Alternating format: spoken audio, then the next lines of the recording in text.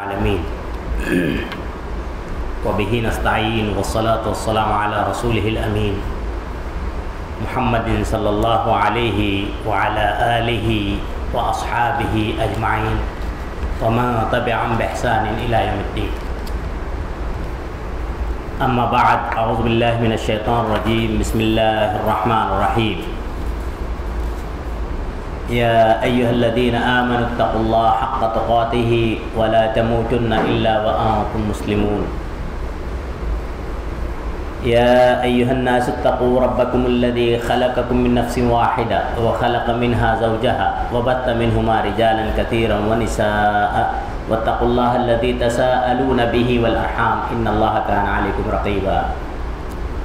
يا أيها الذين آمنوا اتقوا الله وقولوا قولا سديدا يصلح لكم أعمالكم ويغفر لكم ذنوبكم ومن يطع الله ورسوله فقد فاز فوزا عظيما. وقال الله تبارك وتعالى في سورة العنكبوت، بسم الله الرحمن الرحيم.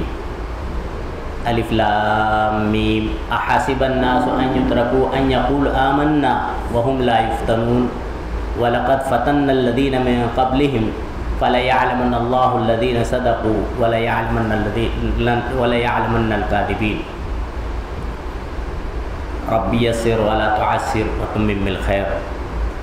ربي زدني علما ربي زدني علما ربي زدني علما. حاضرین جلسہ،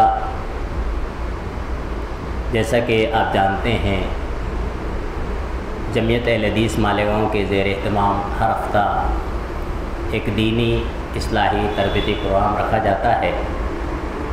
اسی کے مقصد سے ہم اور آپ آج یہاں جمع ہوئے ہیں، اور اس اصلاحی پروگرام کے مقصد سے میں نے آج سورہ عنکبوت جو 20ویں پارے کی 29ویں نمبر کی سورہ ہے، اس کی پہلی، دوسری اور تیسری آیتیں پڑھی ہیں. انہی آیتوں کے تناظر میں کچھ باتیں رکھی جائے گی. اللہ رب العالمین مجھے شریعت اسلامیہ کی روشنی میں ہی کہنے اور ہم تمام کو شریعت اسلامیہ پر حتی المقدور عمل پیرا ہونے کی توفیق عنایت فرمائے، آمین. تمام قسم کی حمد و ثنا اللہ تبارک و تعالیٰ کے لیے لائق اور طیبہ ہے کہ جس نے ہمیں اور آپ کو اور ساری مخلوق کو پیدا فرمایا.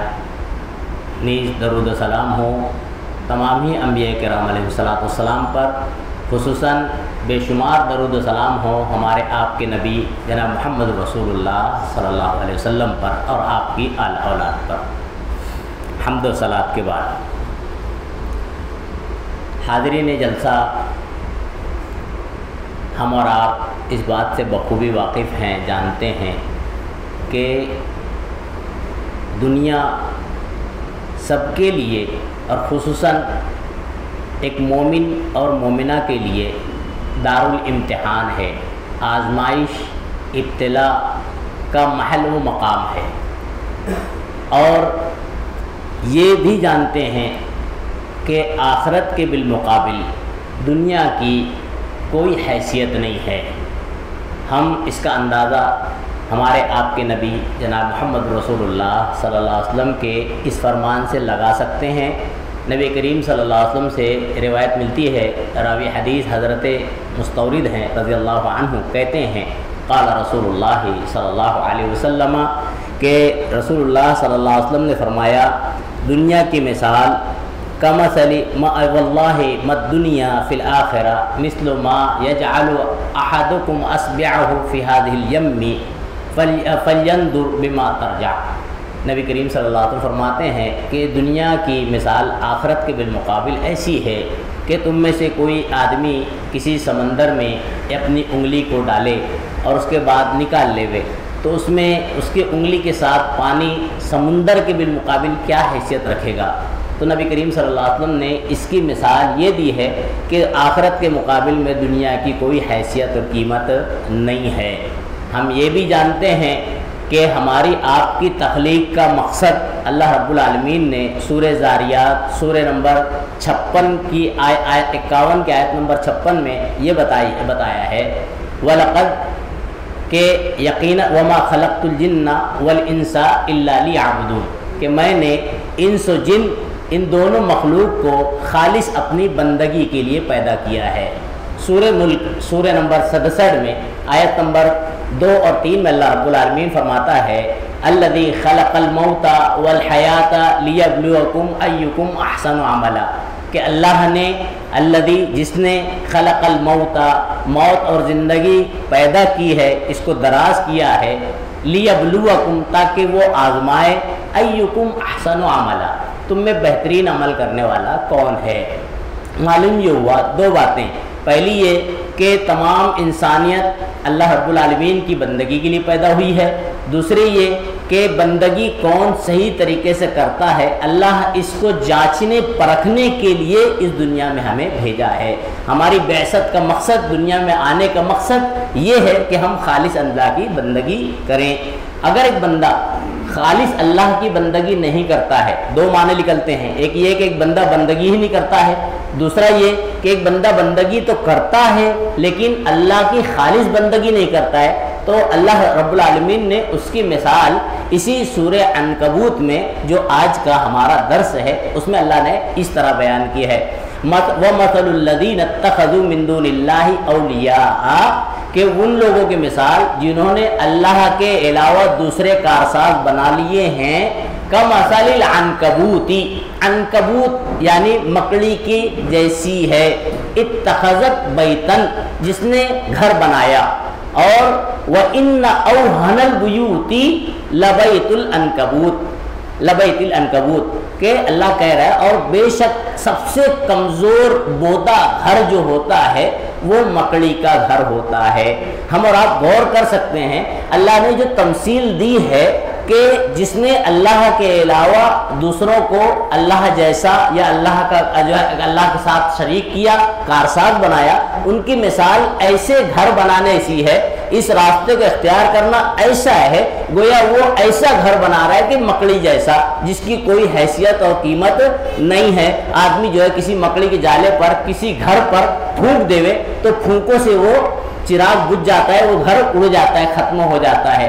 تو ظاہر بات ہے جس کی مثال ہی کوئی معنی نہیں رکھتی ہے، اگر کوئی آدمی ایسا کرتا ہے تو اللہ رب العالمین نے اس کی تمثیل بیان کی ہے کہ اس کی کوئی حیثیت نہیں ہے۔ دوسری بات یہ معلوم ہوتی ہے، اب یہ اس تمام تفصیلی باتوں کا مقصد یہ ہے کہ اللہ رب العالمین نے اس دنیا میں جتنے بھی انسان اب تک کے بنائے ہیں، بھیجے ہیں، ہم اور آپ اور آنے والے جتنے بھی، ان تمام کو اللہ رب العالمین مختلف طریقے سے آزماتا ہے، اور خاص طور سے اہل ایمان، اور اہل ایمان میں اول درجے پہ انبیاء ہوتے ہیں۔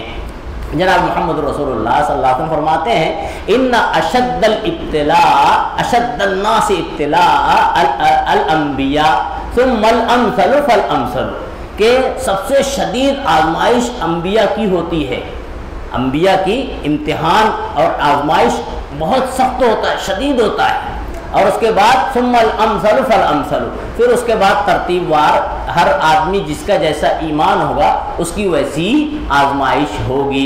معلوم یہ ہوا انبیاء کی آزمائش بڑی سخت ہوتی ہے۔ آپ غور کریں، ہم اور آپ جانتے ہیں انبیاء کرام علیہ السلام کا اللہ رب العالمین نے قرآن میں ان کی تاریخ کو نقل کیا ہے، احادیث میں ملتا ہے، اور قرآن میں جو واقعات نقل کیے ہر واقعے پر آپ غور کریں، ایک ایک واقعہ زندگی میں ایک ایک ہمیں سبق سکھاتا ہے۔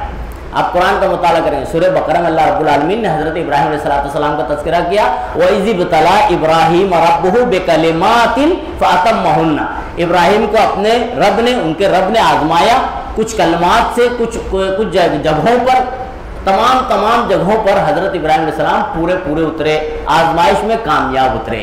ہمارا آپ جانتے ہیں حضرت ابراہیم علیہ السلام کی تاریخ کہ جو ہے ابتدا سے لے کے جب سے ہوش سنبھالا، جب سے آزمائش میں ہے، خاص طور سے نبوت ملنے کے بعد آخر وقت تک جو ہے آزمائش کے شکار رہے ہیں۔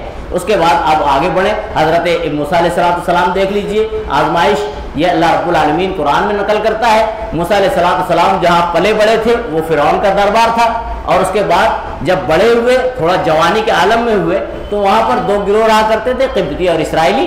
ایک مرتبہ قبطی نے حضرت موسیٰ علیہ السلام، اسرائیلی نے قبطی کے بارے میں حضرت موسیٰ علیہ السلام سے استدعا کی کہ قبطی مجھے بہت ستاتا ہے، مارتا ہے، حضرت موسیٰ علیہ السلام نے اس کی بات سن کر، اس کی فریاد سن کر قبطی کو ایک گھوسا مارا، مر گیا۔ اس کے بعد گھر چھوڑنا پڑا، فرعون کا دربار چھوڑنا پڑا، وہاں سے مدین بھاگ گئے، وہاں مدین چل پڑے۔ مدین پہنچنے کے بعد ایک درخت کے نیچے بیٹھ کر جملہ کہتے ہیں، ربی لما انزلت الی من خیر فقیر، اے اللہ میری آزمائش ہے، مجھے ثابت قدم رکھ، اب جو بھی تو میری طرف نازل کرے میں اس کا محتاج ہوں، اس کا فقیر ہوں۔ اللہ تو میری طرف جو بھی نعمت نازل کرے میں اس کا فقیر ہوں۔ اس کے بعد آپ اس کے آگے بڑھیے، حضرت ابراہیم علیہ السلام کے بعد موسیٰ علیہ السلام، موسیٰ علیہ السلام کے بعد حضرت عیسیٰ علیہ السلام اور دیگر انبیاء کرام، حضرت ایوب علیہ السلام کا ملتا واقعہ جو ہے، حضرت ایوب علیہ السلام کو اللہ رب العالمین نے آزمایا، جسم کا کوئی حصہ سوائے چہرے کے نہیں بچا تھا جہاں پہ کیڑے مکوڑے نہیں گھوم رہے ہو، لیکن ان تمام آزمائشوں کے بعد انبیاء اپنی آزمائش میں کامیاب ہو گئے۔ یہ واقعات ہمیں سبق دیتے ہیں کہ بندہ مومن کو بھی اپنی زندگی میں ایمان کے بعد مختلف مشکلات کا سامنا، آزمائش کا سامنا کرنا ہی پڑے گا، اور اگر ایمان کے بعد آزمائش نہیں ہے یہ ہو ہی نہیں سکتا۔ اللہ قرآن میں یہی بات آج کے درس میں میں نے جو نقل کیا ہے، منتخب کیا ہے، اللہ یہی بات بیان فرماتا ہے۔ سورہ عنکبوت سورہ نمبر 29 میں آیت نمبر پہلے، دوسرے اور تیسرے میں اللہ رب العالمین نے جو باتیں بیان فرمائی ہے بڑی اہمیت کی حامل ہے۔ اللہ فرماتا ہے، اعوذ باللہ من الشیطان الرجیم من حمدہ ونفخہ ونفثہ، بسم اللہ الرحمن الرحیم، الف لام میم احسب الناس ان یترکوا ان یقولوا آمنا وهم لا یفتنون۔ الف لام میم، الف لام میم آپ جانتے ہوں گے، معلوم ہونا چاہیے کہ الف لام میم اور الف لام را اور اس طرح سے جو 14 حروف ہیں یہ عرب کے لیے خاص اللہ رب العالمین نے نازل کیے تھے۔ عرب لوگ اپنے آپ کو عربی داں کہتے تھے، ادب کا ماہر، عربی ادب کا ماہر۔ اللہ رب العالمین نے ان کی مہارت کو توڑنے کے لیے کچھ ایسے ورڈ نازل کر دیے، لفظ نازل کیے، حرف نازل کیے کہ جس سے ان کی ادب کی مہارت میں، جس میں وہ اکڑ میں تھے، ان کی اکڑ ٹوٹ گئی، کیونکہ اللہ رب العالمین نے الف لام میم کہا۔ اب عرب اس سے جو ہے ناآشنا سے، یہ کیا معاملہ ہے، یہ کون سا ورڈ ہے؟ لیکن آپ کو معلوم ہونا چاہیے اس کی تشریح توضیح اسلام میں نہیں بتائی گئی ہے، بس یہ حروف مقطعات کہا جاتا ہے، حروف مقطعات بس اللہ نے ایسے ہی نازل کیے، ایسے ہی پڑھے جائیں گے، اس کے معنی مفہوم سے اللہ رب العالمین نے واقف نہیں کرایا، ہمیں بھی واقف ہونے کی ضرورت نہیں ہے۔ اب پھر آج ہمارے معاشرے میں دیکھیں مسلمانوں کے نزدیک اب اس کے معنی مفہوم سے تو واقف نہیں ہے، لیکن پھر بھی اس کو جو ہے غیر شرعی طور پر جو ہے اس کی تختیاں بنا کر 14 کی 14 کو اپنے گھروں میں لٹکا رہے ہیں اور کہہ رہے ہیں کہ اس سے برکت نازل ہوگی۔ ظاہر بات ہے ایک آدمی اگر ایمان والا ہے اور اپنے قرآن کو پوری ترتیب سے تختیاں بنا کر اپنے گھر میں لٹکا لے، ایک تو غیر شرعی کام ہے، دوسرے یہ کہ صرف لٹکا لینے سے فائدہ نہیں ہے، اس کو پڑھنا، قرآن کو پڑھنا، اس پر غور فکر کرنا، اس کے مطابق زندگی گزارنا، لائحہ عمل مقرر کرنا، یہ انسان کے لیے اور مومن اور مسلمان کے لیے فائدہ مند ہے۔ تو یہ چیز غیر شرعی ہے جو ہمارے معاشرے میں ہو رہی ہے، اسے جو ہے حروف مقطعات کہا جاتا ہے، اس کے معنی مفہوم سے شریعت جو ہے خاموش ہے۔ احسب الناس ان یترکوا، کیا لوگوں نے گمان کر رکھا ہے کہ چھوڑ دیے جائیں گے، ان یقولوا یہ کہ کہیں آمنا، وہ ہم ایمان لائے، یعنی لوگ یہ کہیں کہ ہم ایمان لائے، ایسے کہہ کر بس چھوڑ دیا جائے گا، وہم لا یفتنون، اور وہ آزمائے نہیں جائیں گے۔ یہ سوال جو ہے اشارہ ہے جواب کے طور پہ کہ اگر ایک بندہ ایمان میں داخل ہوتا ہے یا بندی مسلمان ہوتی ہے تو اس کے لیے آزمائش کمپلسری ہے، آزمائش ہونا ہی ہے، امتحان کے دور اور گھڑیوں سے گزرنا ہی ہے۔ اگر کوئی نہ گزرے تو اس کو اپنے ایمان کا جائزہ لینا چاہیے، مضبوط ہے کہ نہیں ہے، کیونکہ میں نے حدیث جو پڑھی تھی نبی کریم صلی اللہ علیہ وسلم کا فرمان ہے کہ انبیاء شدید جو ہے آزمائش میں مبتلا ہوتے ہیں، اس کے بعد امثل فالامثل، جس کا اس کے بعد ترتیب وار، جس کا ایمان فمن کان دینہ سلطہ، جو اپنے دین میں سخت ہوگا۔ ہم اور آپ غور کر سکتے ہیں اس کے اوپر، ایک آدمی اگر دیندار ہے تو اس کو شیطان مختلف طریقے سے بہکاتا ہے، مختلف ہیلے لگاتا ہے، اس کی طرف بہت زیادہ بہکاوے، اور جو پہلے ہی بہکا ہوا ہے شیطان تو کہتا ہے یہ میرے ہی فرض ہے، اس کے اوپر محنت کرنے کی کیا ضرورت ہے۔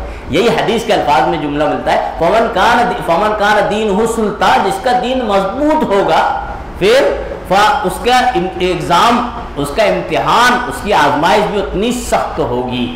جس کا دین جتنا مضبوط اس کی آزمائش اتنی سخت، اور اس کے بعد جس کا دین کمزور اس کی آزمائش بھی کمزور۔ معلوم یہ ہوتا ہے کہ اگر ایک آدمی ایمان والا ہے اور ایمان میں مضبوط ہونا چاہتا ہے یا مضبوط ہے تو اس کی آزمائش بھی اسی طرز کی ہوگی، سخت تر آزمائش ہونی ہے۔ اور خاص طور سے اللہ کے نبی صلی اللہ علیہ وسلم نے اس کی طرف جو ہے اخیر جو قیامت کے ایام ہوں گے، قیامت کے دن ہوں گے، جو قرب قیامت کے معاملے ہوں گے، اس میں کہا کہ نبی صلی اللہ علیہ وسلم فرماتے ہیں کہ آزمائش کے پرفتن دور بڑھ جائیں گے، یہاں تک آزمائش کا معاملہ ہو جائے گا کہ بندہ صبح مومن ہوگا اور شام ہوتے ہوتے نعوذ باللہ ایمان سے ہاتھ دھو بیٹھے گا، اور رات میں مومن ہوگا اور صبح ہوتے ہوتے نعوذ باللہ ایمان سے ہاتھ دھو بیٹھے گا۔ اس کی باقاعدہ صراحت بھی ہے، ایک حدیث میں ملتا ہے، کس طرح سے آدمی سمجھ نہیں سکتا کس طرح سے، تو اس کی حدیث میں وضاحت ملتی ہے۔ نبی کریم صلی اللہ علیہ وسلم ایک مرتبہ جو ہے نماز فجر کے بعد کہتے ہیں کہ ہم میں سے، مسلم شریف کے الفاظ ہیں کہ ہم میں سے کچھ ایسے ہیں جو ایمان کے حالت میں صبح کی، اور ہم میں سے کچھ ایسے ہیں جنہوں نے غیر مومنانہ حالت میں صبح کی۔ صحابہ کرام رونے لگے، اللہ کے نبی صلی اللہ علیہ وسلم ہم میں کون ایسا ہے؟ پھر نبی صلی اللہ علیہ وسلم نے اس کی وضاحت کی۔ ہوا یہ تھا کہ رات کے وقت موسلا دھار بارش ہوئی تھی، اور یہ موسم بارش کا نہیں تھا، جیسے ہم آپ جو ہے انجانے میں کہہ دیتے ہیں بے موسم بارش ہو رہی ہے، یہ تو اللہ رب العالمین کے حکم سے، جب اللہ رب العالمین چاہے بارش برسا سکتا ہے، اللہ کا اختیار ہے، تو بے موسم کچھ نہیں ہوتا ہے، اللہ بہتر جانتا ہے، اللہ حکمت رکھتا ہے، ہر چیز کی حکمت اللہ جانتا ہے۔ چنانچہ جو ہے نبی صلی اللہ علیہ وسلم نے کہا کہ جس نے رات کے بارے میں، بارش کے بارے میں یہ گمان کیا کہ فلاں نچھتر کی وجہ سے بارش ہوئی، فلاں نچھتر یعنی ستارہ ایسا آ گیا تھا، ہمارے معاشرے میں ہے نا کچھ لوگ جو ستاروں پر بڑے یقین رکھتے، خاص طور سے شادی بیاہ ہوا معاملہ ہو، مسلم گھرانوں میں بھی ہے، باقاعدہ جو ہے کیلنڈر لا کے رکھا جاتا ہے، بھائی دیکھو جائے، ہاں چلو ٹھیک ہے بھائی کب شادی کب رکھنا ہے، چلو بھائی جو ہے جنوری میں شادی رکھنا ہے، بھائی جنوری جو ہے نہیں یہ عربی مہینے کے حساب سے اقرب ہے، بھائی کیوں اقرب ہے؟ بھائی بچھو ہے، زحل ہے، شمس ہے، یہ شمس، بچھو، زحل، اقرب، یہ سب جو ہے دیکھ کر تاریخیں بڑھا دی جاتی ہے، بدل دی جاتی ہے، تبدیل کی جاتی ہے۔ ظاہر بات ہے اگر آدمی کا یقین یہ ہو کہ یہ اقرب ہے، اس میں اقرب کی وجہ سے بچھو جو نقصان دے دے گا اس کے اوپر شادی پہ اثر آئے گا، تو پھر اس کا ایمان ختم ہو جاتا ہے۔ یہی بات نبی صلی اللہ علیہ وسلم نے اس موقع پہ کہی تھی کہ جس نے یہ کہا کہ فلاں نچھتر اور ستارے کی اس طرح سے آنے کی وجہ سے جو ہے بارش ہوئی ہے، وہ جو ہے رات میں حالت ایمان میں نہ رہا، اور جس نے یہ کہا کہ اللہ کے حکم سے ہی بارش ہوئی ہے وہ مومن کامل رہا۔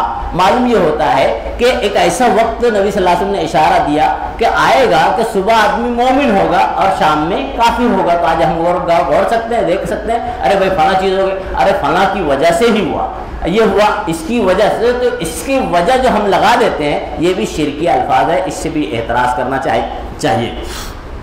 تو معلوم یہ ہوا کہ آزمائش مومن کی ہونی ہے، اور ہم اور آپ یہ بھی جانتے ہیں صحابہ کرام کو رضی اللہ عنہ ورضوا عنہ کا تمغہ ملا، ٹائٹل ملا۔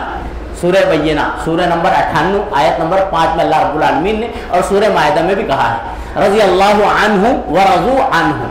یہ تمغہ، یہ ٹائٹل کسی کو کب ملتا ہے اس پر ہم نے غور نہیں کیا ہے۔ صحابہ کرام کو یہ تمغہ اور ٹائٹل کب ملا؟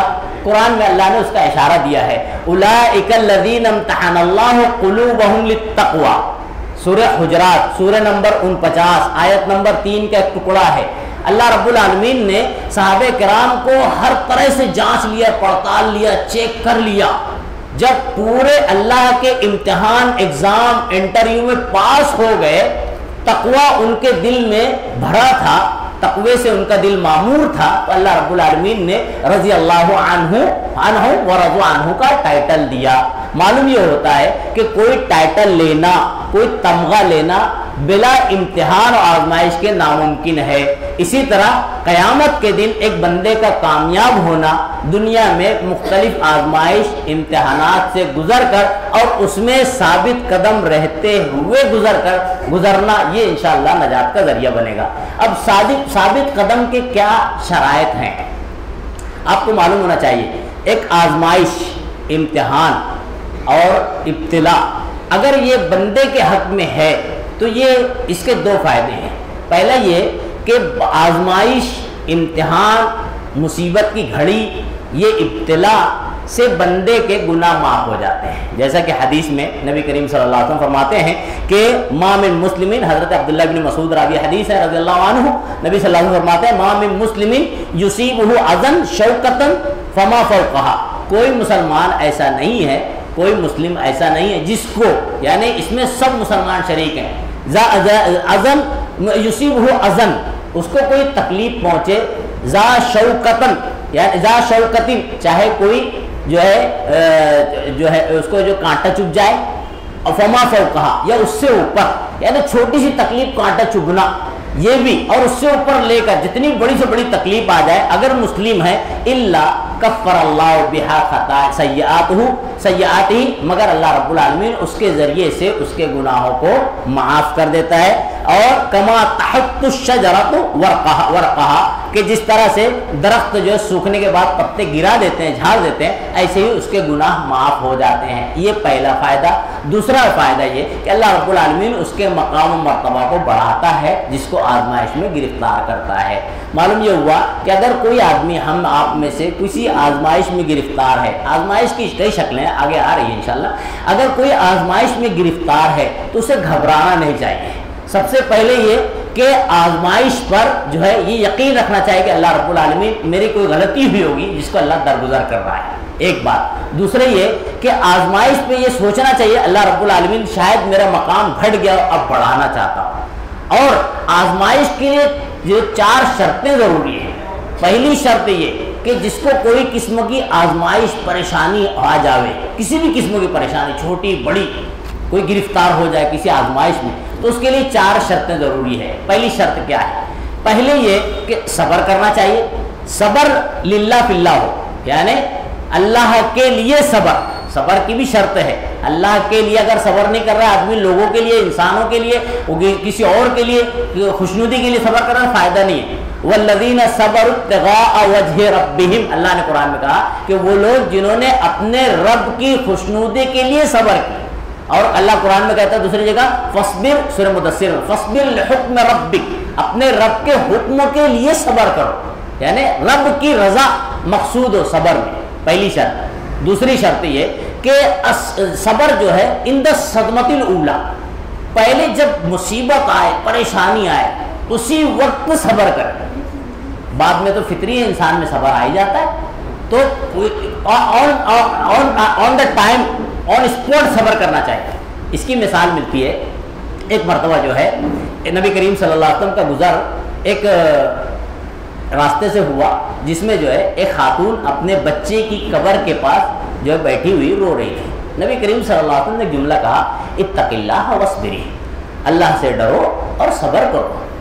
تو اس خاتون نے بلا آپ کو دیکھے کہا کہ میرے اوپر کیا مصیبت گزری ہے میں ہی جانتی ہوں، آپ اپنا کام کریں.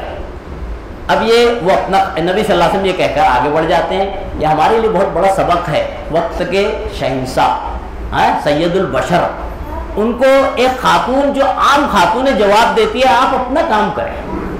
اب اس کا ریئیکشن جو ہے ہمارے یہاں پہ ہم اور آپ غور کر لیں، تھوڑی سی پاور ہونے کے بعد ریئیکشن کیا ہوتا ہے. اگر کوئی ہم کو یہ کہہ دے آپ اپنا کام کریں تو ہم اس کو جو ہے جوابی شکل میں بہت سے نقصانات پہنچانے کی ہمارے معاشرے میں کوشش کی جاتی ہے. اللہ جو ہے وہ ہمیں آپ کو ہر مومن کو محفوظ رکھے.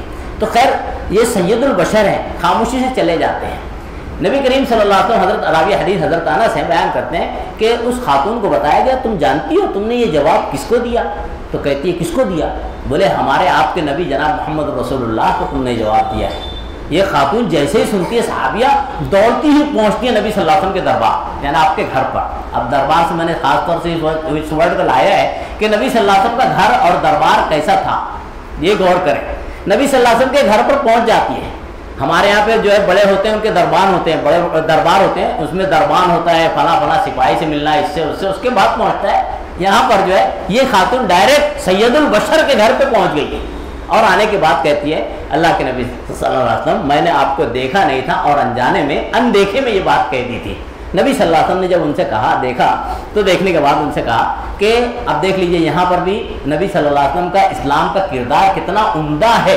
نبی صلی اللہ علیہ وسلم نے ان کو جو ہے لان تان نہیں کی کہ تم نے مجھ کو ایسا کیوں کہا، یہ کہا، نہیں، بلکہ آپ نے جو پہلا جملہ کہا تھا اتق اللہ واصبر والصبر عند الصدمۃ الاولی، اور کہا آپ نے کہ یاد رکھو صبر جو ہے پہلے صدمے پر ہی ہوتا ہے، یعنی صبر کی دوسری قسم یہ ہے کہ آدمی کو جب جس وقت جس پوائنٹ پہ آزمائش میں گرفتار ہوتا ہے، کسی بھی قسم کی آزمائش جس کی تفصیل انشاءاللہ آگے آئے گی، تو اس وقت اسی پوائنٹ پہ صبر کرنا چاہیے۔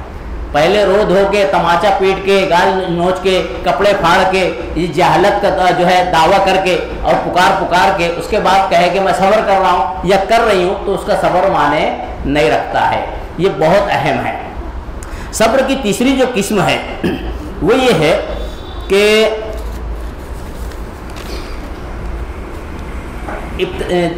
دعا کا اہتمام۔ یہ دو قسمیں ہو گئی، ایک تو یہ کہ جو ہے صبر جب جس وقت مصیبت آئے اسی وقت صبر ہو، اللہ کے لیے صبر ہو، اور اس کی تیسری قسم ہے جو ہے دعا کا اہتمام کرتا رہے۔ انشاءاللہ تیسری قسم کو چوتھی پہ رکھتے ہیں۔ تیسری قسم یہ ہے کہ جو ہے آدمی زبان پر شکوہ شکایت نہ لائے۔ اگر کوئی مصیبت اور پریشانی میں گرفتار ہو گیا ہے تو اس کے لیے ضروری ہے کہ وہ اپنی مصیبت اور پریشانی کو اپنے اور اللہ کے درمیان میں رکھے۔ کیسے؟ اس کی مثال ملتی ہے قرآن سے۔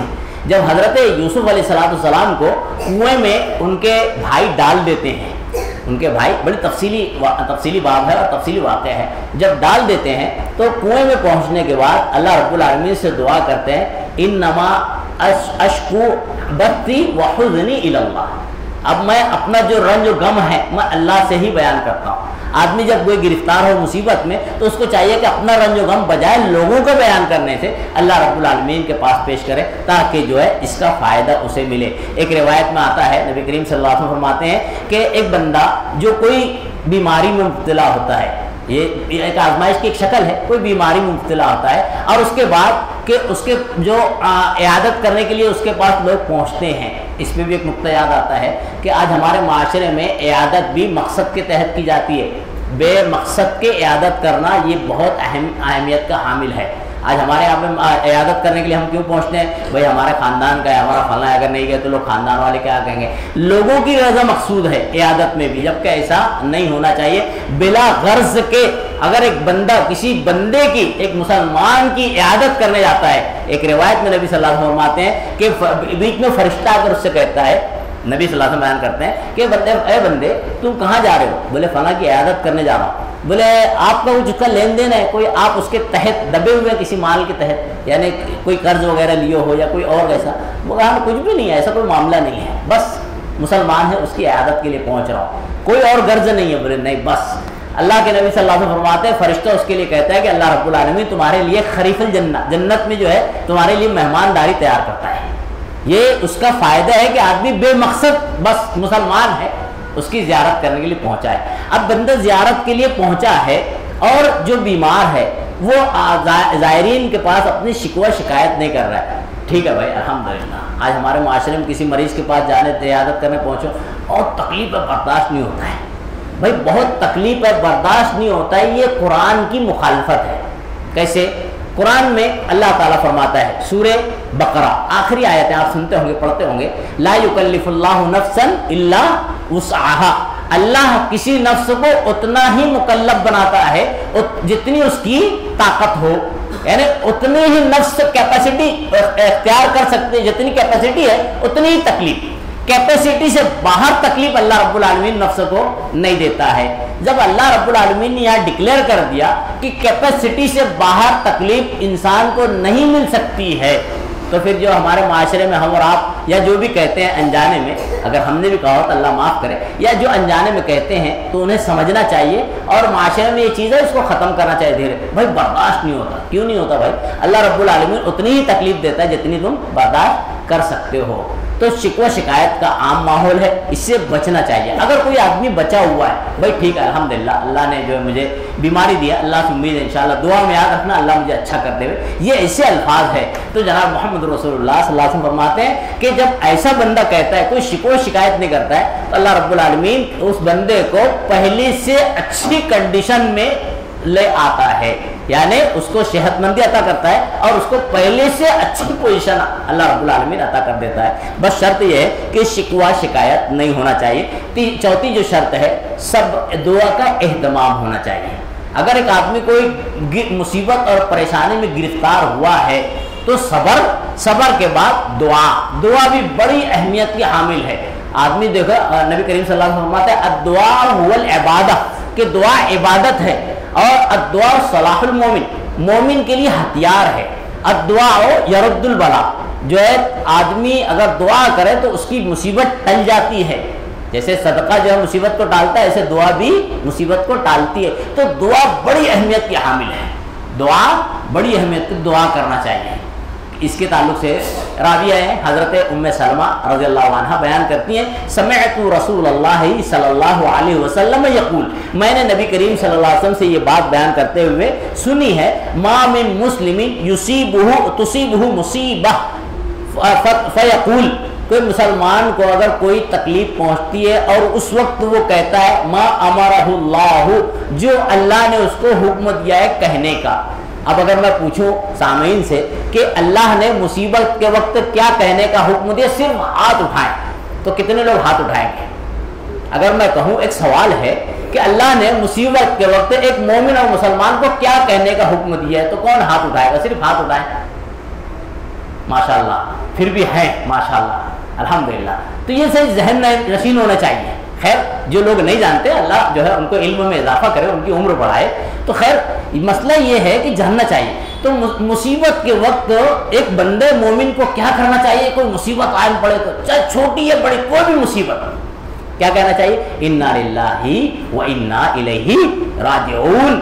یہ کون سی آیت ہے؟ سورہ بقرہ سورہ نمبر 2 آیت نمبر 153 میں اللہ نے کہا ہے کہ اذا اصابتہم مصیبہ جب مصیبت پہنچتی ہے قالوا انا للہ و انا الیہ راجعون. یہ قرآن کی آیت ہے. انا للہ فوراً کہنا چاہیے. اب ہم تو یہ سوچے ہوئے کہ یہ بھائی یہ مقولہ صرف خاص کب ہے؟ جب کسی کی میت کی خبر سنیں جب یہ نہیں کوئی بھی مصیبت میت کی خبر سننا بھی یہ مصیبت ہی ہے کسی کے لیے ہم اور آپ کے. لیکن یہ مصیبت بڑی ہے. چھوٹی مصیبت بھی ہو تو انا للہ لائٹ چلی جائے انا للہ کوئی مشکل آ جائے گر پڑے انا للہ. اس سے فائدہ یہ ہے کہ اللہ رب العالمین بندے کے دل میں ہوگا اور جب اللہ رب العالمین کو بندہ دل سے یاد کرے گا تو اللہ رب العالمین جو اس بندے کو بھی یاد کرے گا. کیسا کہ حدیث میں آتا ہے کہ جب بندہ اللہ کو یاد کرتا ہے تو اللہ بندے کو بھی یاد کرتا ہے. جب بندہ اللہ کی طرف چل کر جاتا ہے اللہ رب العالمین بندے کی طرف دوڑ کر آتا ہے. تو یہ ظاہر بات ہے یہ شریعت کا جو حکم ہے اس کو اہتمام کرنا چاہیے. مائی سلمہ کہتی ہیں ام سلمہ کہ اس کے بعد نبی صلی اللہ علیہ وسلم فرماتے ہیں اللہم اجرنی فی مصیبتی واخلف لی خیرا منہا. اگر کوئی پڑھتا ہے یہ پوری دعا انا للہ و انا الیہ راجعون اللہم اجرنی فی مصیبتی واخلف لی خیرا منہا الا اخلف اللہ لہ خیرا منہا مگر اللہ رب العالمین اس سے بہترین اس کو عطا کر دیتا ہے. کوئی مصیبت کے وقت اگر آدمی دعا پڑھے دعا کا اہتمام کرے تو اللہ رب العالمین اس کی مصیبت کو ٹال کے جو مصیبت آتی ہے اس سے بہتر اس کے لیے انتظام کر دیتا ہے. تو یہ اصول ہوئے ہیں مسلمانوں کے لیے 4 چیزیں جو شروط ہیں جو مصیبت آنے کے بعد بندے مومن کو کرنی چاہیے. پہلی شرط یہ کہ پہلے صبر کرنا چاہیے اور صبر میں بھی یہ بات آئی کہ صبر اللہ کے لیے کرنا چاہیے اللہ کی رضا کے لیے کرنا چاہیے. زبان پر شکوہ شکایت نہیں ہونا چاہیے اور ابتدائے آزمائش اور مصیبت میں ہی صبر کرنا چاہیے. اور چوتھی چیز دعا کا اہتمام کرتے رہنا چاہیے. اب مصیبت کون کون سی ہو سکتی ہے؟ آزمائشیں امتحانات جس سے مسلمان اور مومن کو گزرنا ہے جیسا کہ اللہ کے نبی صلی اللہ علیہ وسلم کی حدیث ہے اور اللہ رب العالمین نے قرآن میں کہا ہے الف لام میم احسب الناس ان یترکوا ان یقولوا آمنا کیا یہ لوگ صرف آمنا کہہ دیں وہم لا یفتنون اور آزمائے نہیں جائیں گے. اس کے شان نزول میں ملتا ہے نبی کریم صلی اللہ علیہ وسلم سے صحابہ کرام نے مکہ مکرمہ میں اس وقت کے حالات کو مد نظر رکھتے ہوئے نبی صلی اللہ علیہ وسلم سے دعا کرنے کے لیے کہا کہ اللہ کے نبی صلی اللہ علیہ وسلم صحابہ پر بہت زیادہ ظلم و زیادتیاں ہو رہی ہیں آپ اللہ رب العالمین سے دعا کریں کہ اللہ کوئی راستہ نکال دے. نبی صلی اللہ علیہ وسلم نے اس موقع پر یہ روایت میں حدیث میں وضاحت آتی اس موقع پر آپ نے کہا کہ اللہ رب العالمین موسیٰ پر رحم کرے اس کی امت میں یعنی بنی اسرائیل میں ایک آدمی کو جو ہے چیر دیا جاتا تھا اور ایک آدمی کو جو ہے لوہے کی کنگھیوں سے نوچا جاتا تھا اس کے جسم کو لوہے کی کنگھیوں سے نوچا جاتا تھا لیکن یہ عمل بھی ان کو حق سے پھیرتا نہیں تھا. معلوم یہ ہوا کہ بندے مومن کو کتنی بھی بڑی آزمائش آ جاوے اس پر اللہ پر یقین ہونا چاہیے، صبر ہونا چاہیے، اور گھبراہٹ میں اپنے ایمان سے ہاتھ نہیں دھونا چاہیے۔ آج ہمارے معاشرے میں عام طور سے جو ہے ایسے دیکھنے میں آتا ہے کہ آدمی جو ہے گھبراہٹ میں اول فول بکنے لگتا ہے۔ آدمی کو کوشش کرنا چاہیے، ایک الگ صورت ہے، ایک الگ مسئلہ ہے کہ اگر کوئی آدمی زبردستی کسی کو کوئی موب لانچنگ میں پھنس جاتا ہے تو کیا کرے، اس کی ایک الگ کنڈیشن ہے۔ فمن استر غیر باغ ولا عاد فلا اثم علیہ، اگر دل مطمئن ہے، اللہ پر یقین ہے، اطمینان قلب ہے، اس کے بعد الفاظ بظاہر کچھ بھی کہہ دے اس سے کوئی فرق نہیں پڑتا ہے۔ تو خیر آزمائشیں کون کون سی ہو سکتی ہیں؟ سب سے پہلی آزمائش جو ہے لوگوں کی اذیتوں پر صبر کرنا، یہ لوگوں کی اذیتوں کی آزمائش۔ لوگوں سے مراد کوئی بھی انسان ہو سکتا ہے۔ اگر ایک مومن بندے کو عام لوگوں سے کوئی تکلیف پہنچ رہی ہے تو اس پر اسے صبر کرنا چاہیے، اس کا اللہ رب العالمین اجر عطا کرتا ہے۔ اور یہ صبر کرنے کی تلقین اسلام میں دی گئی ہے، اسلام میں طریقہ کار بتایا گیا ہے۔ جیسے کہ اللہ رب العالمین جو ہے سورہ طٰہٰ میں فرماتا ہے ایک آیت نمبر 130 میں، فَاصْبِرْ عَلَىٰ مَا يَقُولُونَ، وہ لوگ جو کہہ رہے ہیں اے نبی صلی اللہ علیہ وسلم اس پر آپ صبر کریں۔ کس پر صبر کریں؟ نقطے پر غور کر، تاریخ کا واقعہ جو ہے ایک شاندار باب ہے۔ نبی صلی اللہ علیہ وسلم جب تک آپ نے کوہ فاران پہ لا الہ الا اللہ کئی صدا نہیں لگائی تھی، اس وقت تک کیا کنڈیشن تھی جانتے ہیں آپ جانتے ہوں گے۔ نبی صلی اللہ علیہ وسلم کو امین، صادق، یہ سب جملے کہا جاتے تھے، یہ ہمارے امین ہے، ہمارا دار صادق ہے۔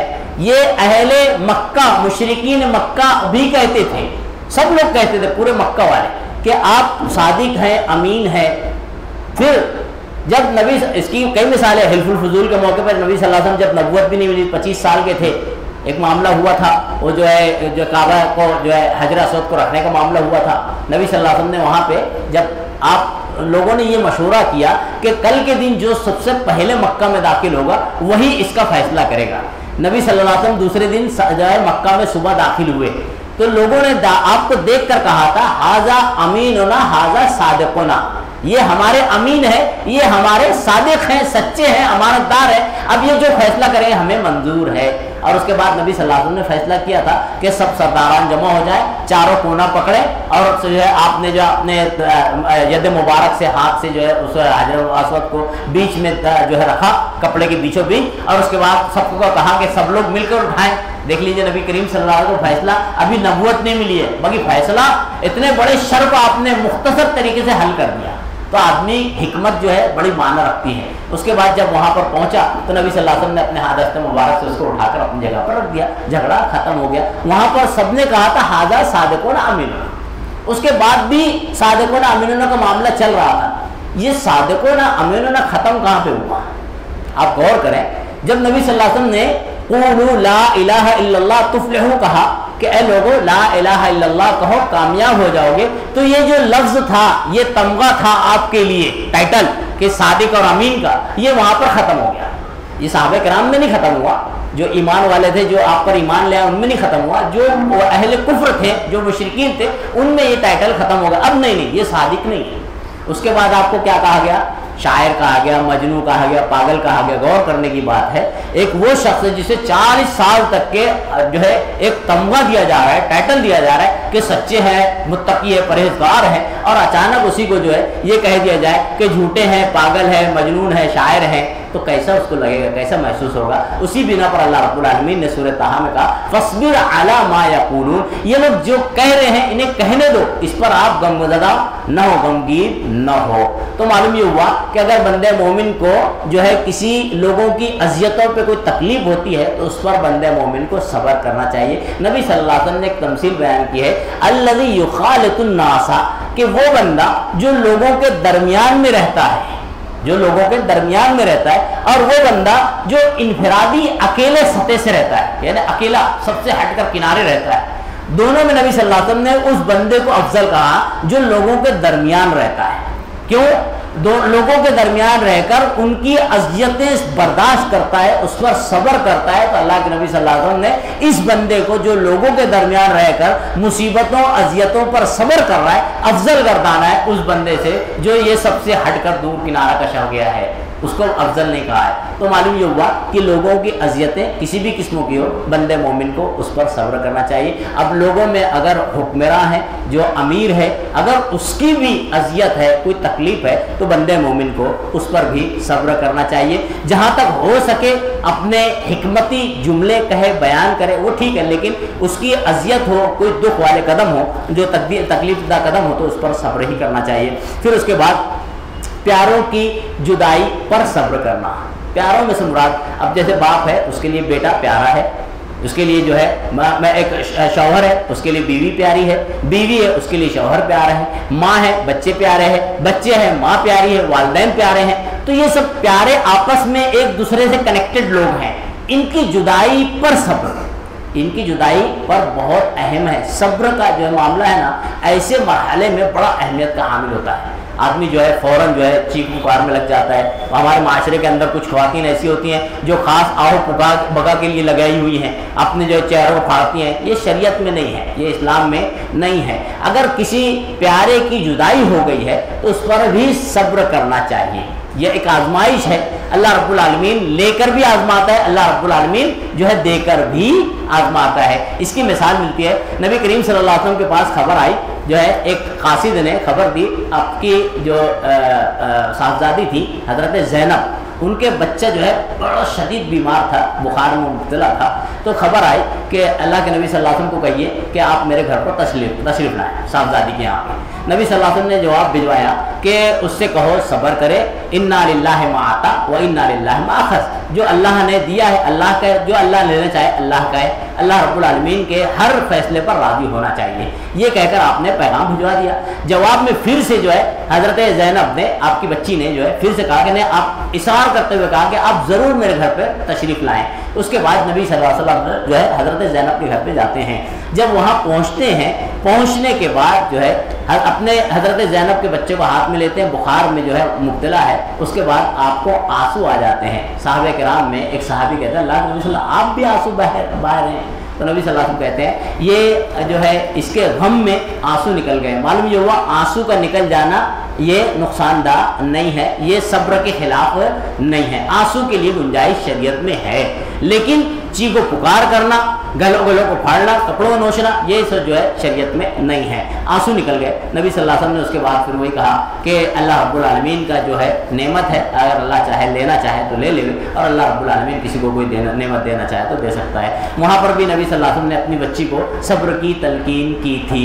معلوم یہ ہوا کہ کسی بھی پیارے کی جدائی پر بندے مومن کو صبر کا دامن چھوڑنا نہیں چاہیے. اس کی ایک موٹی مثال ملتی ہے حضرت ام سلیم کی. بڑا شاندار واقعہ ہے, اور تفصیل سے آپ جانتے ہوں گے کہ ابو طلحہ کے جو ہے ایک بیٹے تھے ام سلیم سے رضی اللہ عنہ.